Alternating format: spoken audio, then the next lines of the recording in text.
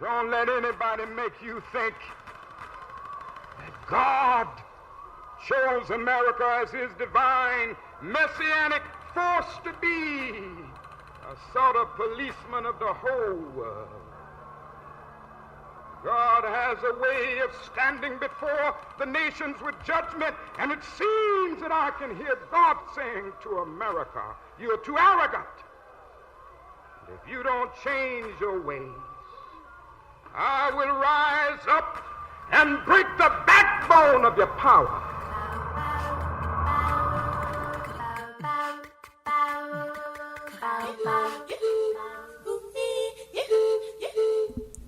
Habari Gani.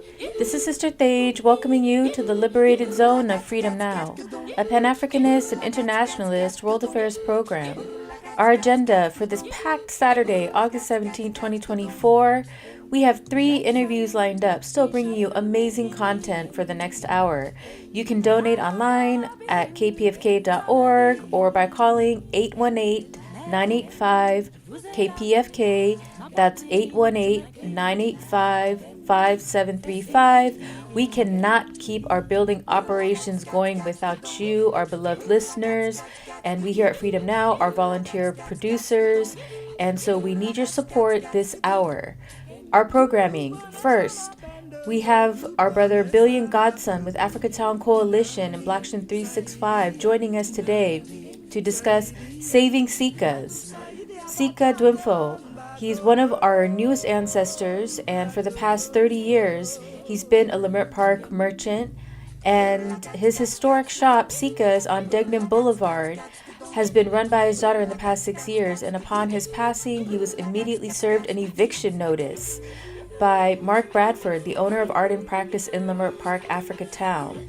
And so we need the community's support on saving Sikas. It's right at the LA City established Sika's Corridor location in Africa Town, Leimert Park.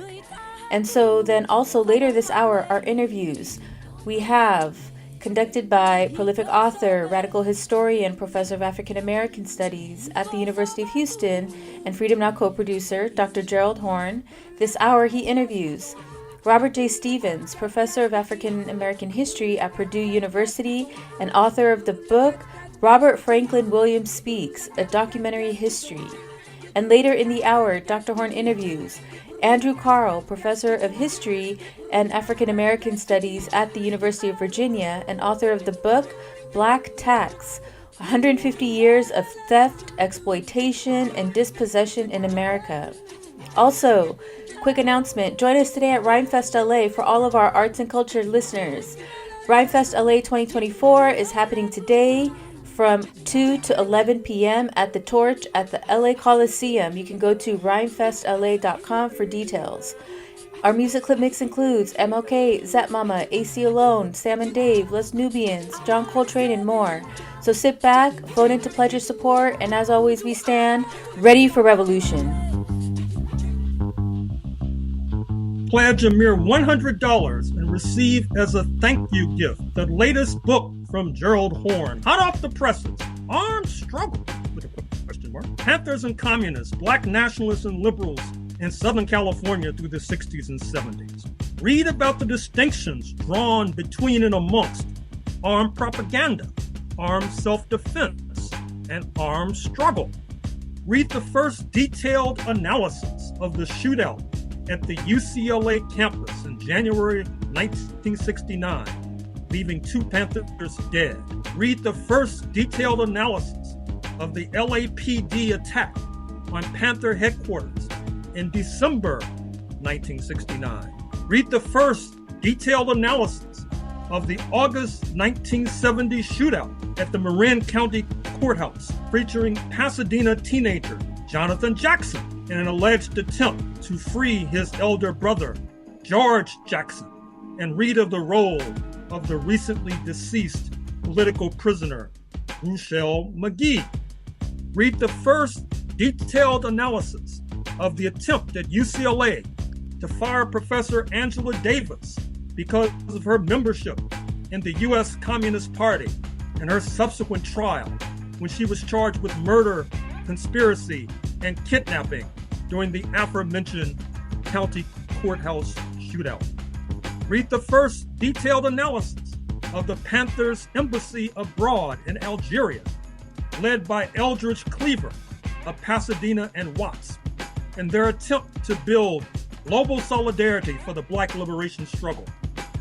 Read of the Panthers' solidarity delegations to the nation then known as the People's Republic of the Congo in Brazzaville, and of the Panthers' exile in socialist Cuba.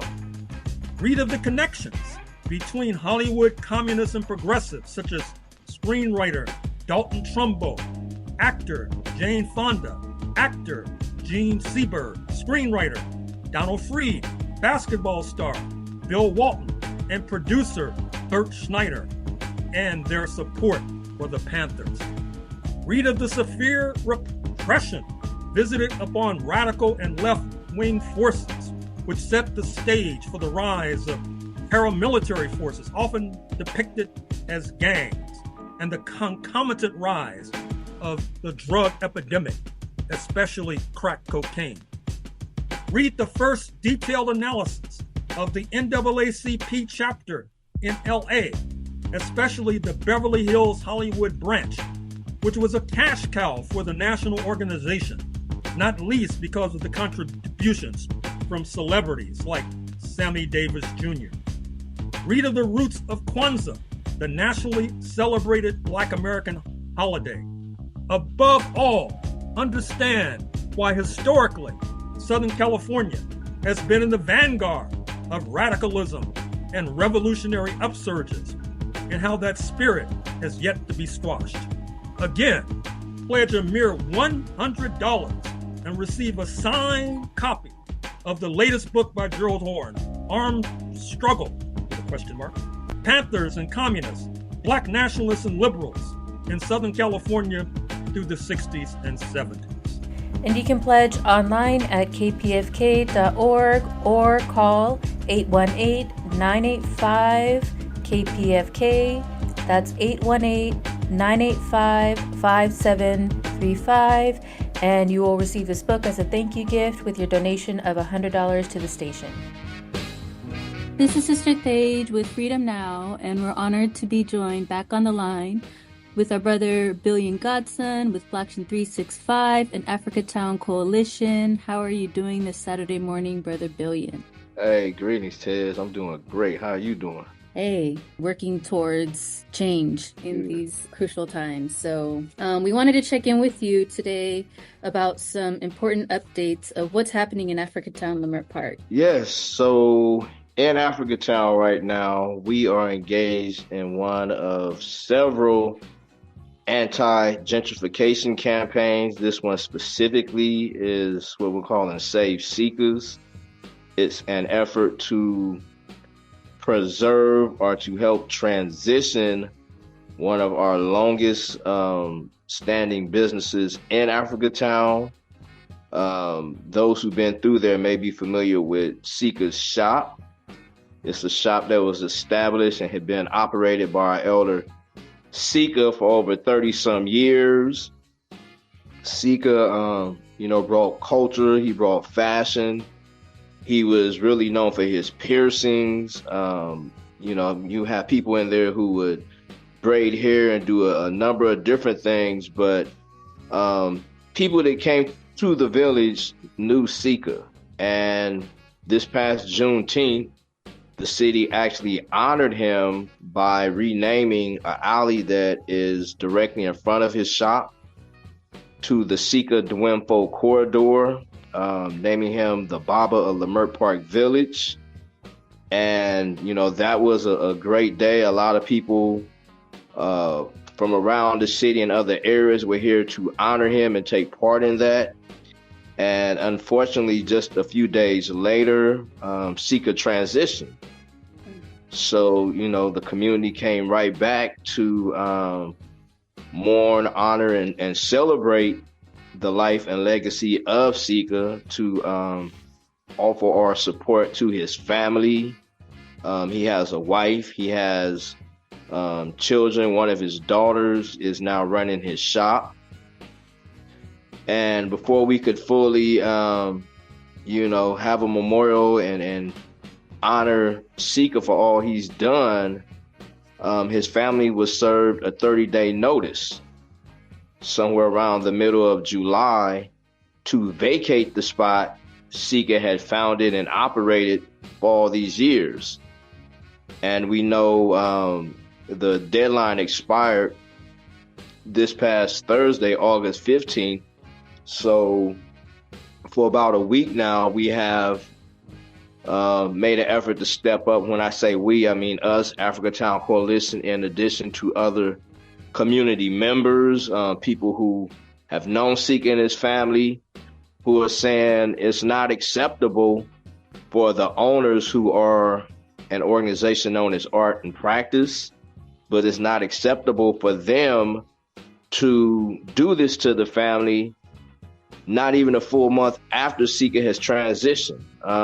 To date, the family has shared no communication has been made as to, why they're asking them to get out all of a sudden. The family has sought a number of different means to ask for a meeting or a mediation, and Art and Practice, primarily the owner, Mark Bradford, has declined to honor them with a meeting. And we know while Sika was here, Mark Bradford and Art and Practice gave the family the impression that they were friends and associates with Sika. We understand that a number of publications that Art and Practice has put out over the past few years has actually featured Sika in their publications. The family has expressed that Sika and Mark Bradford seemingly had a good friendship, and one of the daughters even believed, they were allies. But now, this is another trauma that's being forced on the family at the last minute. So those of us in the community who both honor Sika, what he was about, but also his family, are demanding that Art and Practice come forward and give the family a meeting, see if there is a way to keep the shop here with whatever plans they have for, the properties they own in the community. Right now, they own 2 blocks worth of property, and probably another half a block on Degnan.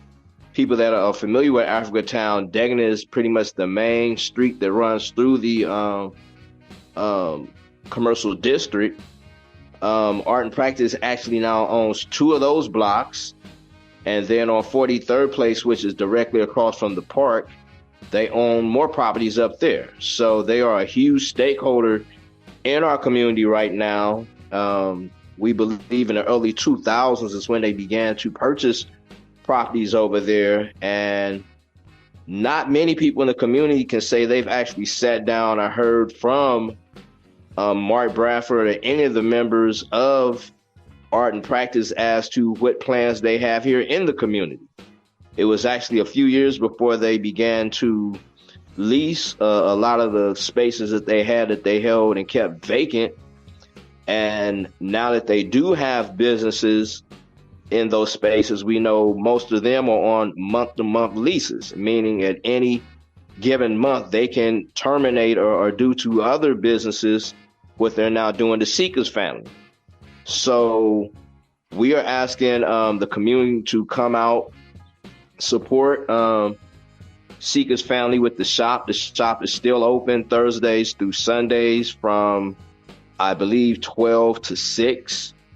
And patronize the shop, see what it is you could possibly do to help the family either stay or to make a more comfortable transition with the business. Or if Mark Bradford and any people from Art and Practice, reach out to them and try to talk them into sitting down and having a meeting with the family to figure out what could work out in everyone's best interest. Right on. Well, before we sign off, can you let our listening audience know if they wanted to participate, if they wanted to follow up on what's going on, how can they stay in tune? Yes, so on Facebook and Instagram, You can follow what's happening on the Fight to Save Black LA pages. That's Fight, F-I-G-H-T, the number 2, Save, S-A-V-E, Black, B-L-A-C-K-L-A. And that's where a lot of the information that we're involved in will be posted. But you can also follow us at Africa Town Coalition on Instagram. That's Africa Town Coalition _ at the end. And also on YouTube, Africa Town Coalition. Well, thank you, Brother Billion. We salute you. We send our solidarity to Sika's family. And we hope that our listening audience moves on this real quickly. So thank you, Brother Billion. Yes, Tej, thank you, and the entire Freedom Now listening audience. Pledge a mere $100 and receive as a thank you gift the latest book from Gerald Horne, hot off the presses, Armed Struggle, with a question mark. Panthers and Communists, Black Nationalists and Liberals in Southern California through the 60s and 70s. Read about the distinctions drawn between and amongst armed propaganda, armed self-defense, and armed struggle. Read the first detailed analysis of the shootout at the UCLA campus in January 1969, leaving 2 Panthers dead. Read the first detailed analysis of the LAPD attack on Panther headquarters in December 1969. Read the first detailed analysis of the August 1970 shootout at the Marin County Courthouse, featuring Pasadena teenager Jonathan Jackson in an alleged attempt to free his elder brother, George Jackson, and read of the role of the recently deceased political prisoner, Ruchell Magee. Read the first detailed analysis of the attempt at UCLA to fire Professor Angela Davis because of her membership in the U.S. Communist Party and her subsequent trial when she was charged with murder, conspiracy, and kidnapping during the aforementioned county courthouse shootout. Read the first detailed analysis of the Panthers' embassy abroad in Algeria, led by Eldridge Cleaver of Pasadena and Watts, in their attempt to build global solidarity for the Black liberation struggle. Read of the Panthers' solidarity delegations to the nation then known as the People's Republic of the Congo in Brazzaville, and of the Panthers' exile in socialist Cuba. Read of the connections between Hollywood communists and progressives, such as screenwriter Dalton Trumbo, actor Jane Fonda, actor Gene Seberg, screenwriter Donald Freed, basketball star Bill Walton, and producer Bert Schneider, and their support for the Panthers. Read of the severe repression visited upon radical and left-wing forces, which set the stage for the rise of paramilitary forces, often depicted as gangs, and the concomitant rise of the drug epidemic, especially crack cocaine. Read the first detailed analysis of the NAACP chapter in LA, especially the Beverly Hills Hollywood branch, which was a cash cow for the national organization, not least because of the contributions from celebrities like Sammy Davis Jr. Read of the roots of Kwanzaa, the nationally celebrated Black American holiday. Above all, understand why historically Southern California has been in the vanguard of radicalism and revolutionary upsurges, and how that spirit has yet to be squashed.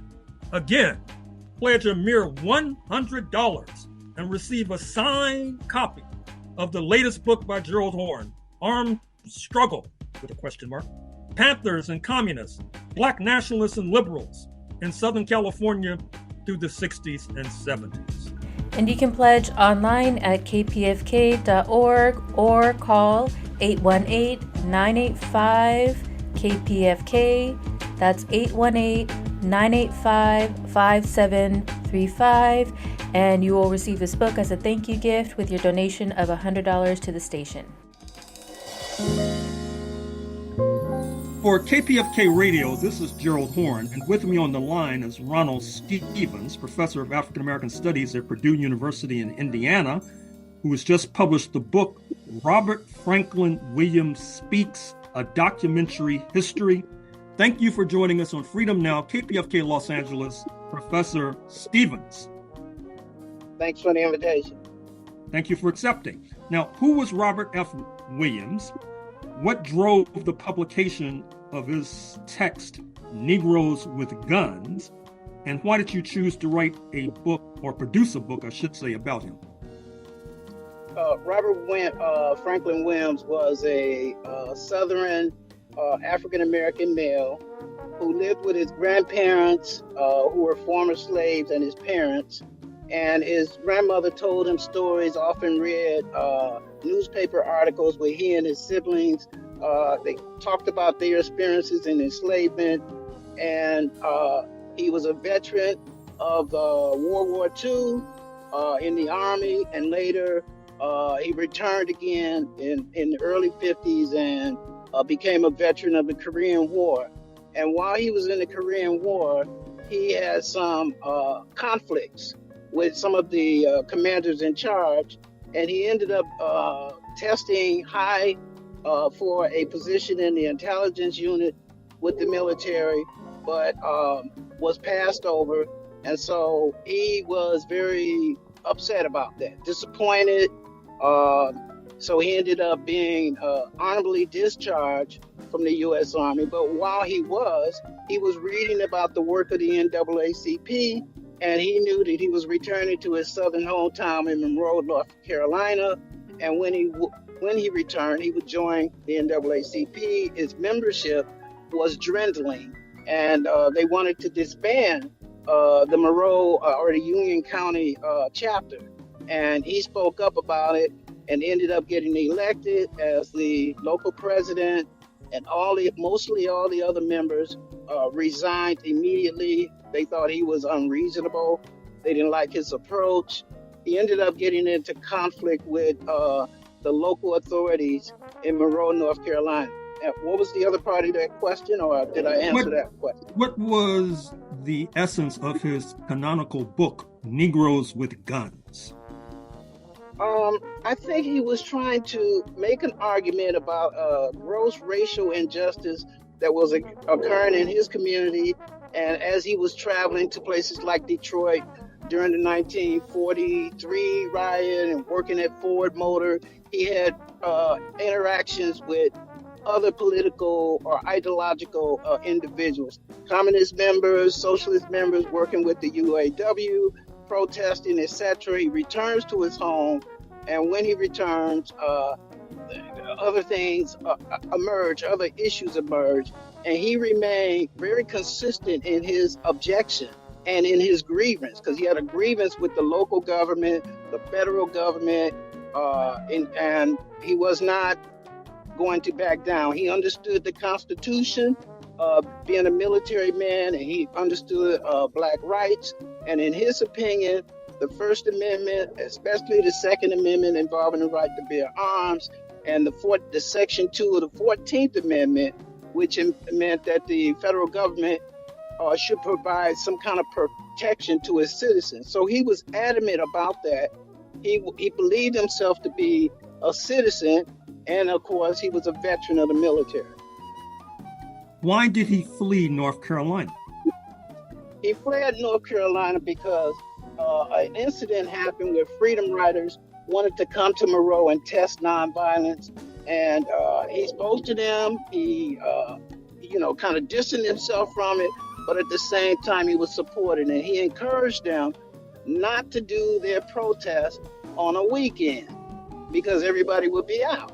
But they, on their own, decided to do that, and a riot broke out. Many of the members were assaulted by the police and a white mob, and they retreated to Monroe. Once they retreated to Monroe, some white couple who rumored in the African American community that were business owners was roaming through there. Here you got this angry community that was just trying to do a peaceful demonstration but was assaulted. And so, of course, they're upset because here comes some white person driving through their neighborhood. They pulled him over, stopped their car, pulled him over, walked him down the street in front of his house. Once they got in front of his house, this mob was like arguing and yelling and saying they were going to kill them. And they wanted the wife, Mrs. Mabel Stilgo, she wanted him to escort them out. And he said, "Lady, I didn't bring you in the community." And so anyway, he provided some kind of shelter. Now, while he brought this shelter to this couple, they were in a bedroom and he was in the kitchen on the phone talking. And so something happened in that bedroom with one of his allies, May Mallory, that really kind of escalated. When she was and her husband were released, and the local sheriff heard about this, he blamed Robert Williams and his black guard and said that he was coming to hang him in the town square. His supporters said, "It's probably time for you to leave for a little bit." So they fled, the family fled to New York City. And once they did that, not only was there this pending kidnapping charge, but now there's a federal warrant that says he's schizophrenia, he's dangerous, armed, etc. And so he escaped. From what I'm told, from interviewing people and reading Tim Tyson's book, that he was able to escape Moreau in a funeral hearse. So he winds up in Cuba, and there he establishes Radio Free Dixie. What was Radio Free Dixie? Well, before Radio Free Dixie, in Moreau, they established the Crusader newspaper, a newsletter. And it looked like a newsletter at that time. And it was being circulated. Some issues were being mailed out to members. Some issues were passed out to members in the Newtown community. And so by the time he gets to Cuba, he continues to publish the Crusader, but it's now called, and it's a more sophisticated newsletter. It's now called the Crusader in Exile. And so the Crusader led to the development of Radio Free Dixie, which he was able to gain permission from Fidel Castro and other Cuban officials to have his radio program. But the radio program and what was aired on the radio program was a site of conflict or a site of disagreement between certain Cuban officials and some of the communist members and Robert Williams. They tagged him as a black nationalist because he was talking about black rights. But in Negroes with Guns, Robert Williams explains clearly that he was not a communist, he's not a socialist, and he's definitely not a black nationalist. He defined himself as an internationalist. Mm-hmm. So ultimately he leaves Cuba and winds up in China. Talk to us about his experience in the People's Republic of China. Yeah, from the data that I've read, he was considered a head of states by being in China. Now, whatever the Chinese government's motivation was about that, what was concerned to Robert Williams was the Chinese government was the first government that was willing to speak out and condemn the imperialist government in the United States and to speak to the rights of African Americans. That's the famous declaration by Chairman Mao in 1963, I believe. Mm-hmm. So Robert and Mabel Williams and their sons learned Chinese, was able to speak Spanish, engaged with the other children. They weren't seen as really special people. Robert Williams and Mabel Williams continued to lead their protests, their grievance through the Crusade.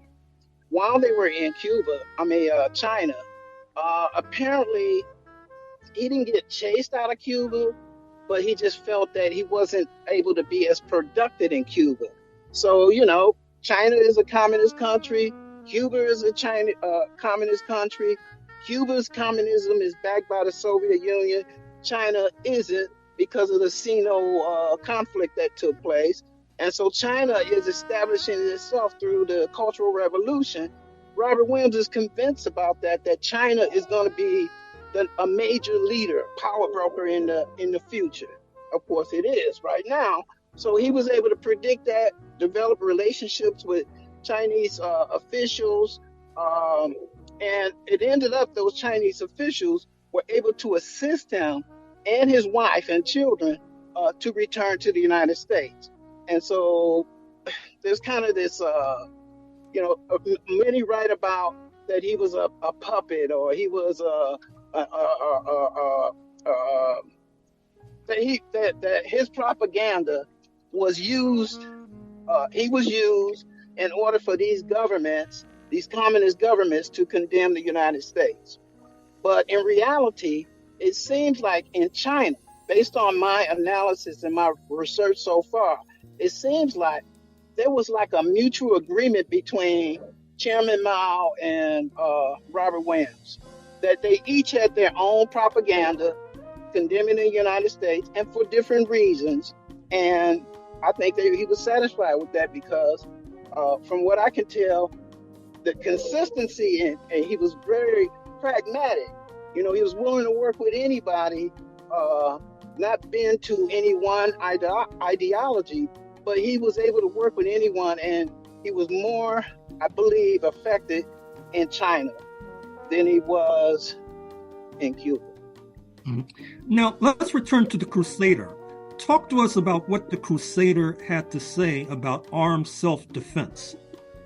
Well, this goes back to the Second Amendment, that African-American citizenship matters, and that a part of their citizenship is that they ought to have the right to protect themselves and their community. And this is what the Moreau community believed for and foremost, and this is why they kind of stand out. And they were able to get aid from, the Progressive Labor Union, some Black nationalists, some communist members that he had rubbed the elbows with, that believed the same thing that he believed, though their agenda was slightly different. So the Crusader was a mechanism. It was like the social media of the times. Outside the traditional means of communicating, but a way to keep his readership informed about issues that they cared about, that he cared about, and that sort of kind of made him stand out to them. Mm-hmm. Finally, Ronald Stevens, Professor of African American Studies at Purdue University in Indiana, just published the book Robert Franklin Williams Speaks, a Documentary History. Would you suggest that younger folk consider studying at Purdue University? Absolutely, not just Purdue University, at all universities, that revisiting Robert Williams' story, Robert and Mabel Williams' story, because Mabel was a part too, but she wasn't the advocate that he was. But reading about the story and looking at the current times of what's going on, his message resonates, and it makes it a subject of conversation for younger scholars, for other professors who may not know about Robert Williams, but may not know some of these details about his experiences. And so thus, is worth revisiting. I argue that next to Malcolm X, that Robert Williams' message was extremely important to the Black Power advocates, but not just the Black Power advocates. During the 1960s, to all progressive thinking, ideological positions that were on the same page, that wanted to challenge the so-called status quo in the United States, which, as some argue now, is a fascist government. Well, I'm afraid we're going to have to leave it there, Professor Stevens. Thank you for joining us on Freedom Now, KPFK, Los Angeles. And thank you very much for the invitation to be interviewed. Pledge a mere $100 and receive as a thank you gift the latest book from Gerald Horne, hot off the presses, Armed Struggle with Panthers and communists, black nationalists and liberals in Southern California through the 60s and 70s. Read about the distinctions drawn between and amongst armed propaganda, armed self-defense, and armed struggle.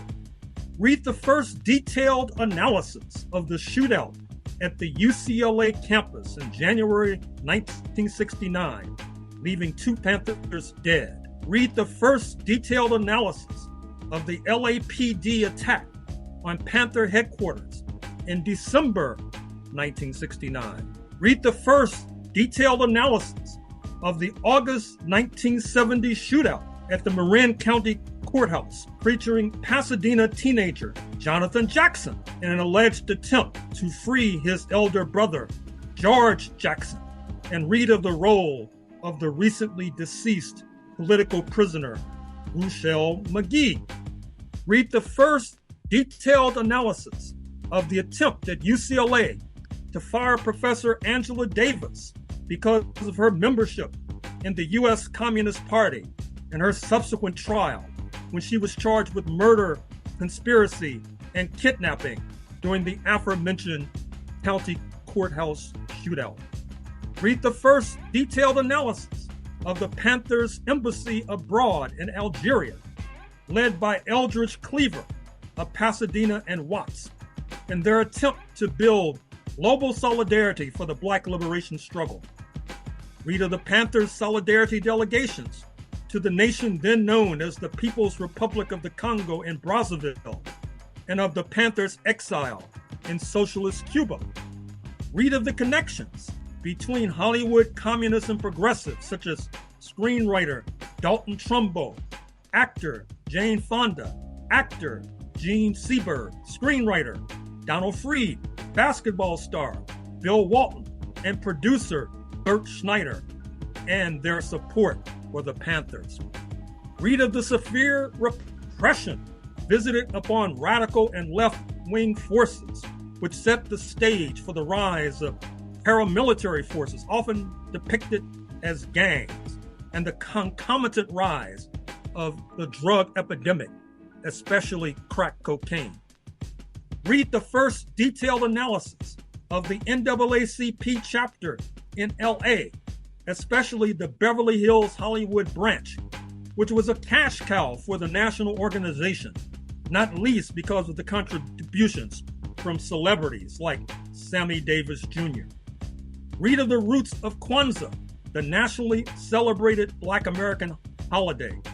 Above all, understand why historically Southern California has been in the vanguard of radicalism and revolutionary upsurges, and how that spirit has yet to be squashed. Again, pledge a mere $100 and receive a signed copy of the latest book by Gerald Horne, Armed Struggle, with a question mark, Panthers and Communists, Black Nationalists and Liberals in Southern California through the 60s and 70s. And you can pledge online at kpfk.org or call 818-985-KPFK. That's 818-985-5735. And you will receive this book as a thank you gift with your donation of $100 to the station. For Pacifica Radio, KPFK Los Angeles, this is Gerald Horne. And with me on the line is Andrew Kahrl, Professor of History and African American Studies at the University of Virginia in Charlottesville, and author of the book, The Black Tax, 150 Years of Theft, Exploitation, and Dispossession in America. Thank you for joining us on Freedom Now, KPFK Los Angeles, Andrew Kahrl. Thank you for having me. And thank you for joining us. So why did you write this book, The Black Tax?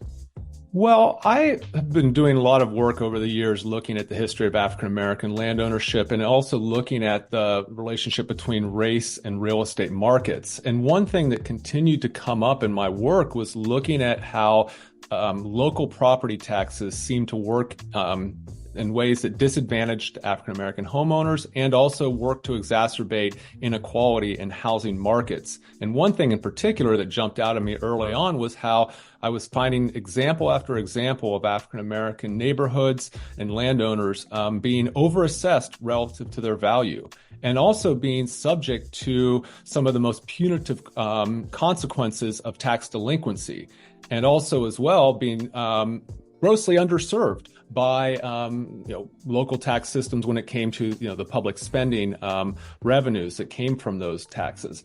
And all of this goes against entirely the public narratives and myths surrounding who benefits and who contributes to the public's money. And so I thought there was a real important and untold history that needed to be told. Mm-hmm. So further, what does your book have to say about Black land loss? Yeah, I mean, this is one of the sort of most important stories of the 20th century, and really one of the most, because we begin at the, in the 50 years after emancipation, African Americans remarkably accumulate upwards of 16 million acres of land by 1910.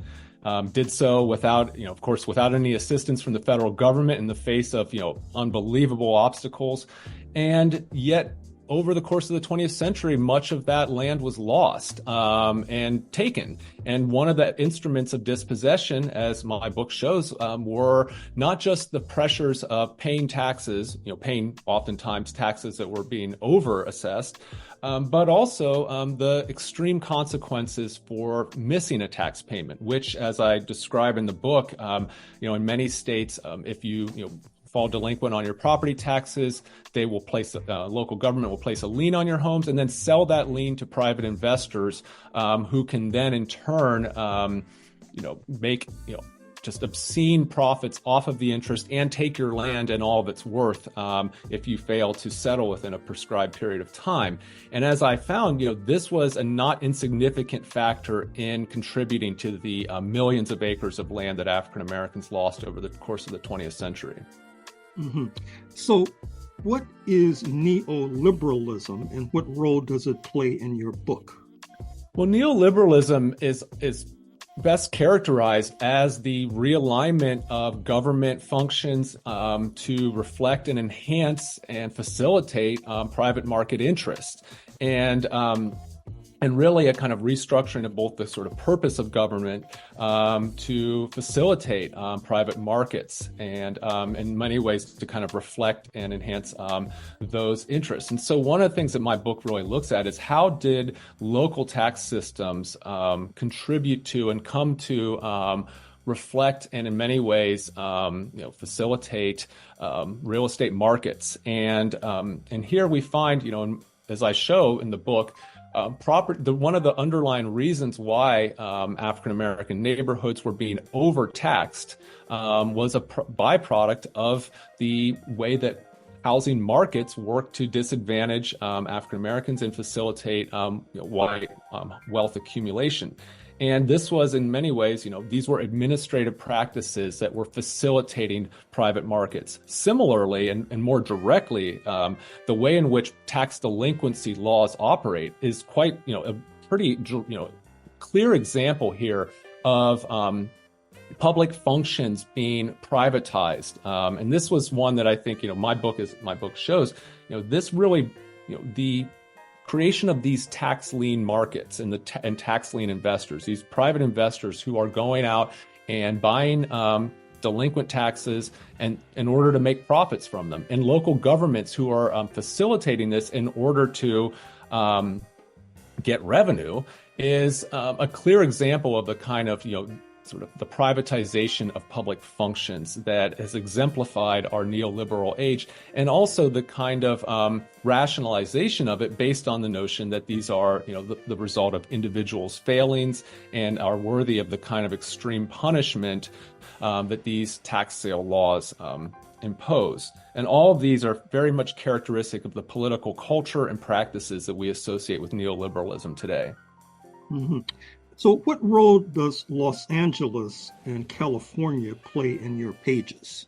Yeah, so I talk a lot about the backstory to Prop 13 and the tax revolts of the late 1970s, and show how, both within California and nationwide, the unrest that was broadly felt amongst homeowners and communities across the country in the early 1970s was an opportunity, really, and was seen as an opportunity by many activists on the left to channel broad unrest over the crippling taxes that many homeowners were paying as an opportunity to really focus attention on the problems within local tax systems, which were due largely to the undertaxation of corporations and the wealthy.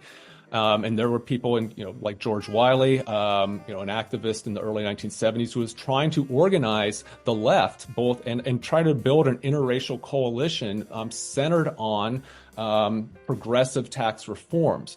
But without the kind of action that was needed in state legislatures like in California, instead, that unrest became a tool utilized by the right to then sort of put forward Prop 13 in California, which was soon copycatted by many other states, and ultimately, had its most disastrous and negative effects on low-income and predominantly minority cities and counties across California and the nation by, one, decimating their local budgets, and then secondarily, leading local governments to turn to fees and other user charges to make up for those losses, which is an inherently regressive form of raising public revenue that will structurally disadvantage those communities that have less wealth and property.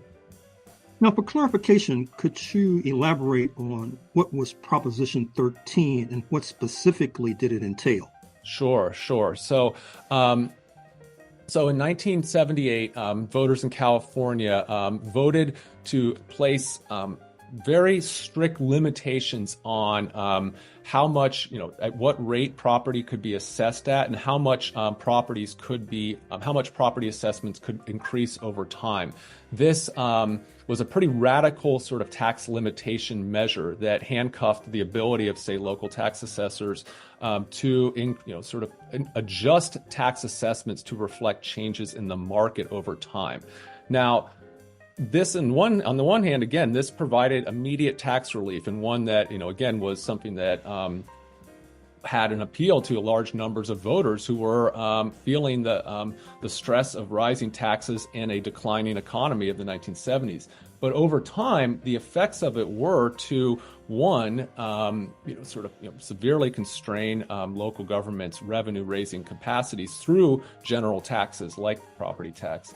But then secondly, it had a regressive effect over time by essentially, ensuring that people who owned homes in areas where property values were increasing the fastest would over time get a discount because their taxes were not rising in any way commensurate with the rise in their property values.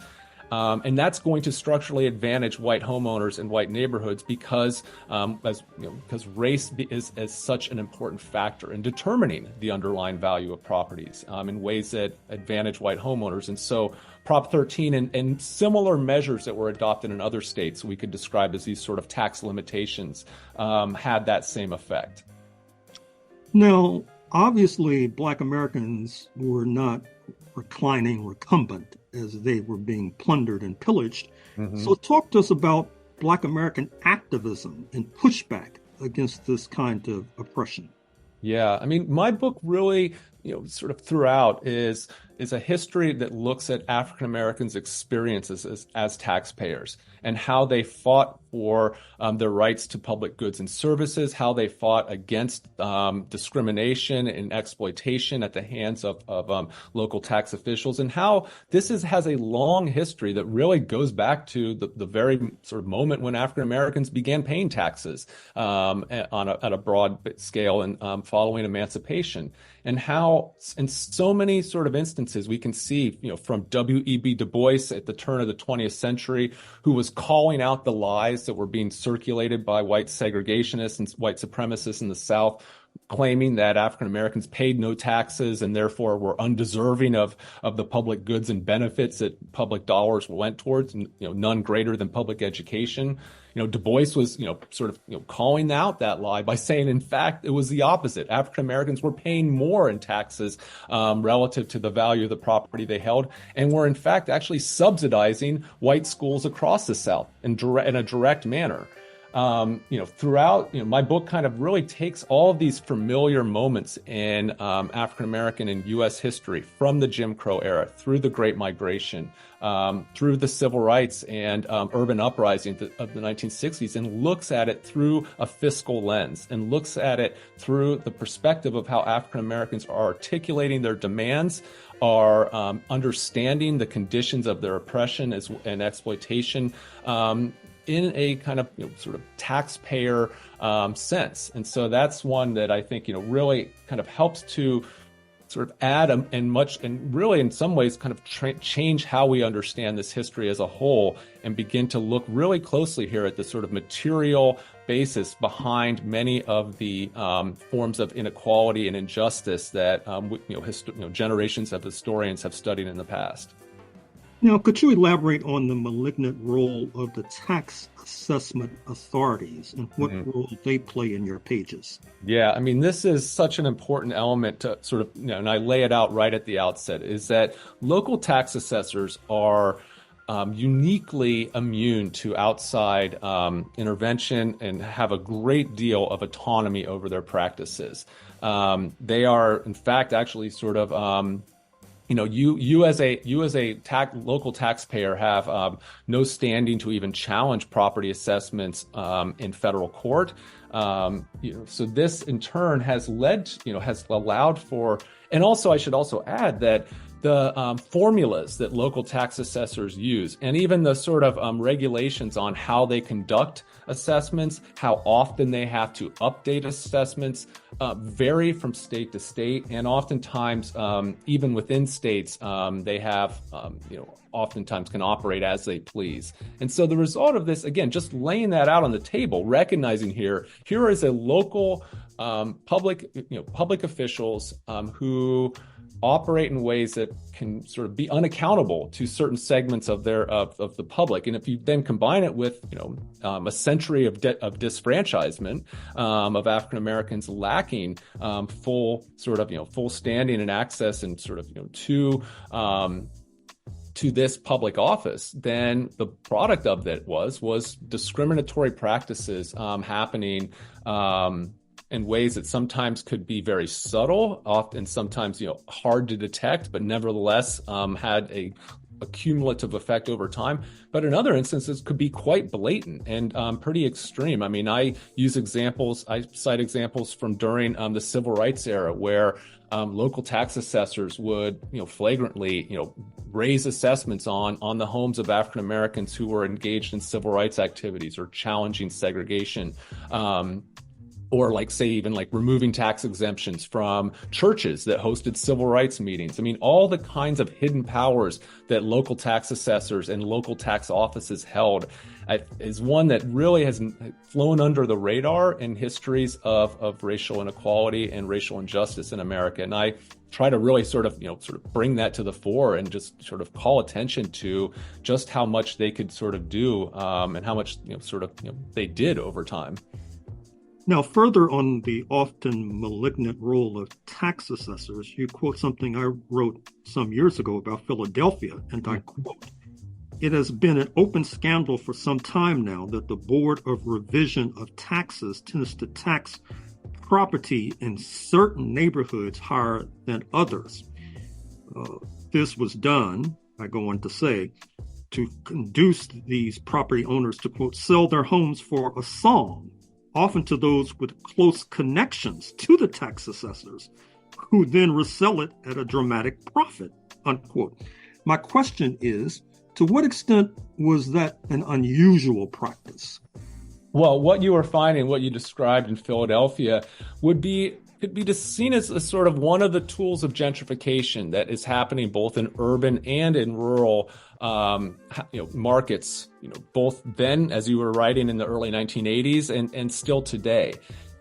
It's sometimes, these examples sometimes would be quite conscious. I sort of cite examples where, of counties like, say, in Beaufort County, South Carolina, where Hilton Head is, where they were pretty deliberate, the local tax office, in trying to, tax the farmlands that was held by African Americans in these areas that were, really experiencing a lot of, sort of developmental pressure, in order to essentially sort of force folks to sell their land in order to unlock the the value that they saw it at having if it, say, was turned into a resort or a golf course, as opposed to being held by small independent African American families.